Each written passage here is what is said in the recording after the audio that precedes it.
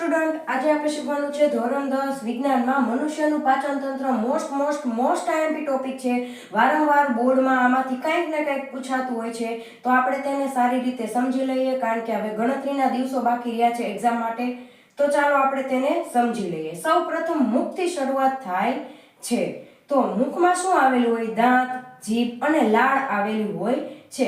તો મુખનો ટોપિક તમારે પૂછે તો શું લખવાનું કે ખોરાકનું ગ્રહણ મુખથી થાય છે. દાંત તો ખોરાકને ચાવે, જીભ તો ખોરાકને લાળ સાથે ભેળવે, જેનાથી ખોરાક કેવો બને? પોચો અને ભીનો બને.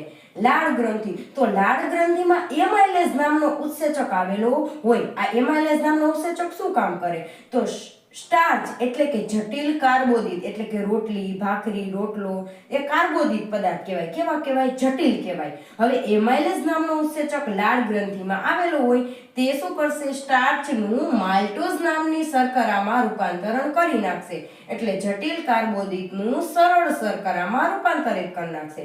હવે આવે અન્નળી. તો ખોરાક મુખથી જઠર સુધી અન્નળી દ્વારા જાય છે અને લયબદ્ધ સંકોચન દ્વારા જાશે. ચલો હવે આપણે જોઈએ જઠર. તો અહીં ખોરાક વલોવાય છે.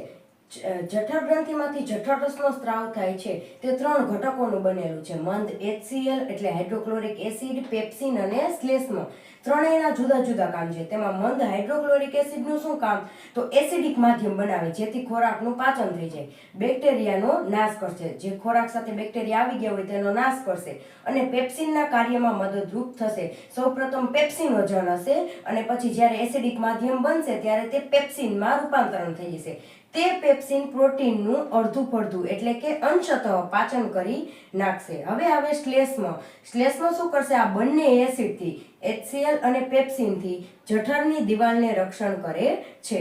હવે શું કરશે? જ્યારે જઠરમાંથી ખોરાક પાચન થઈને નાના આંતરડામાં જશે ત્યારે યકૃત અને સ્વાદુપિંડ ગ્રંથિ એક્ટિવ